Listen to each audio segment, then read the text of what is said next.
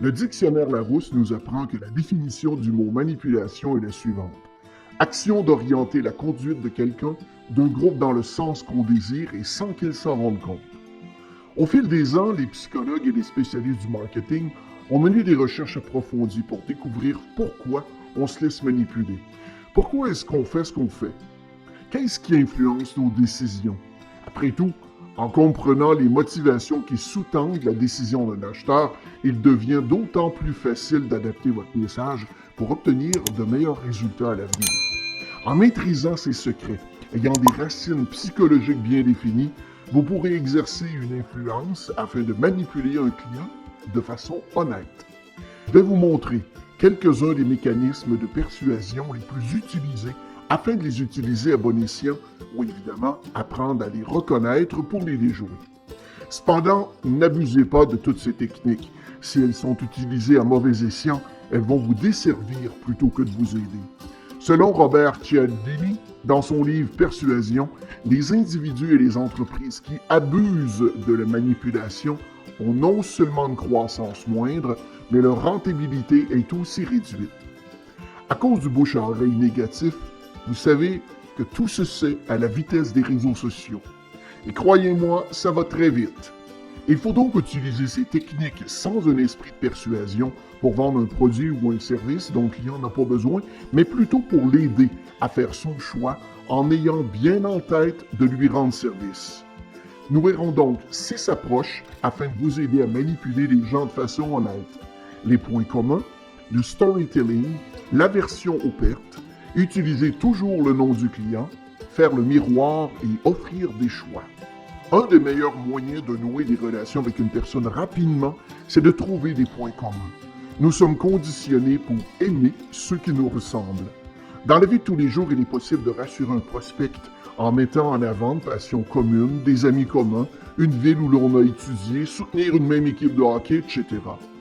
Avant votre prochain rendez-vous avec votre prospect, regardez sur LinkedIn, Twitter, Facebook, YouTube, tous les réseaux sociaux si vous pouvez trouver un point commun avec votre contact. Idéalement, trouvez un contact en commun qui pourrait vous recommander ou faire passer un petit mot.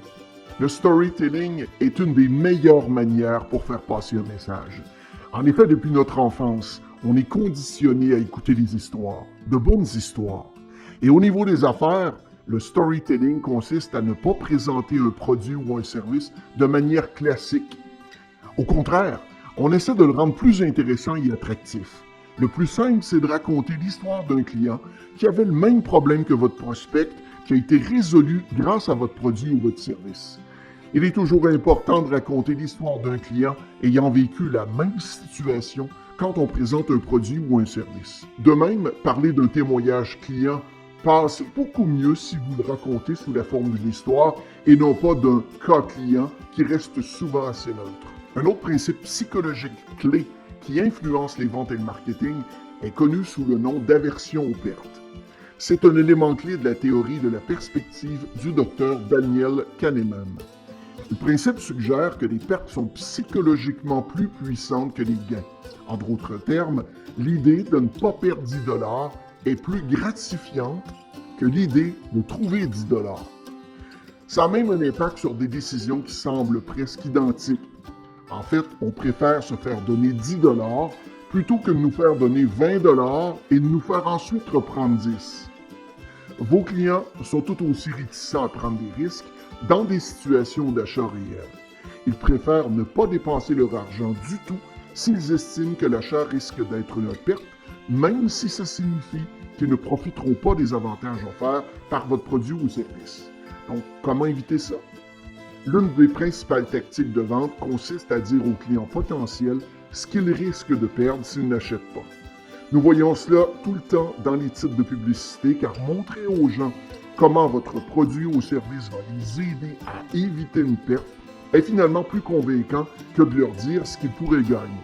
Les échantillons gratuits ou les périodes d'essai sont un autre moyen de contrer l'aversion pour les pertes. C'est particulièrement fréquent chez les entreprises de logiciels interentreprises qui proposent presque toujours une période d'essai gratuit de leurs produits. Les prospects n'ont rien à perdre à essayer un logiciel gratuitement, ce qui va leur permettre d'acquérir une expérience directe de votre produit ou service et ainsi de devenir des clients payants. Dans les interactions, il est courant de clarifier le nom du client au moment de commencer la conversation. Cependant, il existe une autre raison importante d'utiliser le nom du client en dehors des présentations initiales. Lorsque les gens entendent leur nom, ils y prêtent attention et se sentent validés et importants. Vous devez clarifier son nom au complet dans un premier temps. Et bien entendu, n'abusez pas trop le fait de répéter le nom et ou le prénom. Dites pas le nom du client à la fin de chacune des phrases, mais glissez-le de temps en temps. Ça va permettre au client de se concentrer à nouveau sur l'interaction et ça va aussi lui faire savoir que vous avez investi en lui en tant que personne. Vous voulez démontrer au client que vous le considérez comme une personne et un client précieux, et non comme un numéro comme les autres. Dans la vente, le miroir est en fait un raccourci vers la familiarité. Plutôt qu'une longue histoire d'expérience partagée donnant lieu à des formulations ou des gestes similaires, les vendeurs peuvent imiter ces traits pour créer un sentiment de familiarité en très peu de temps. Si elle est bien faite, le miroir augmente la confiance générale entre le vendeur et le prospect parce qu'elle contribue à brouiller la ligne de démarcation entre les interactions professionnelles et personnelles. Le miroir des ventes peut contribuer à accroître votre charisme, à améliorer vos relations et à stimuler les ventes en général. La subtilité est la clé.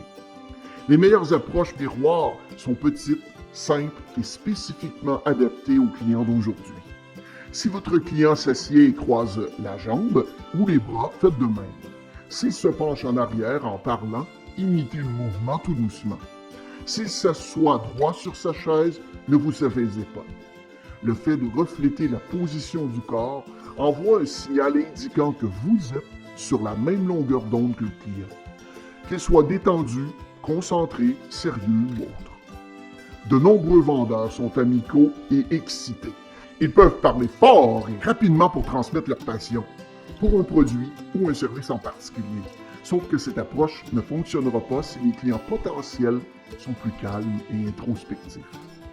Prendre l'exemple sur les clients et faire correspondre le ton de leur voix ou leur niveau d'énergie envoie un message de respect et contribue à établir un lien fondamental.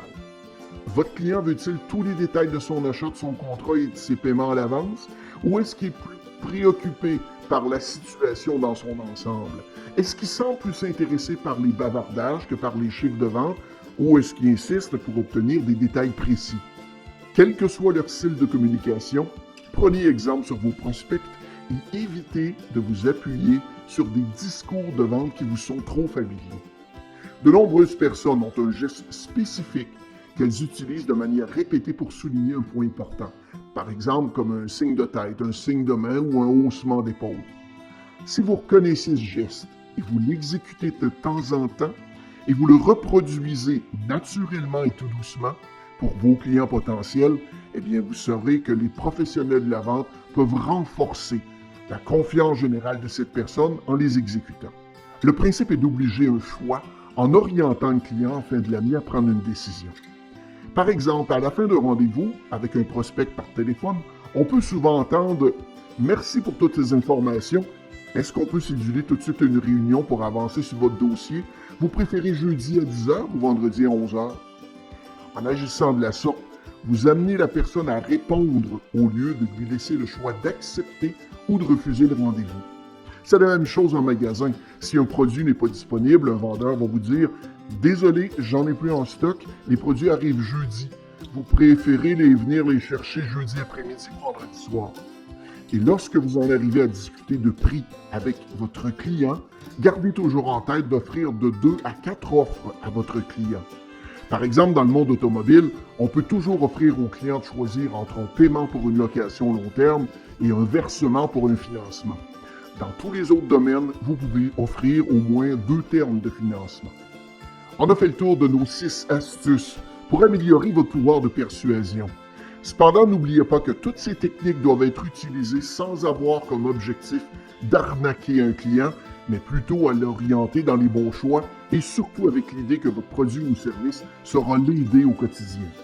Si vous n'avez pas confiance dans votre produit ou service et de son utilité, vos efforts de persuasion seront vains.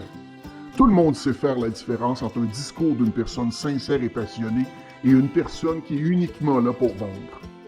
La vente, c'est comme une opération de séduction.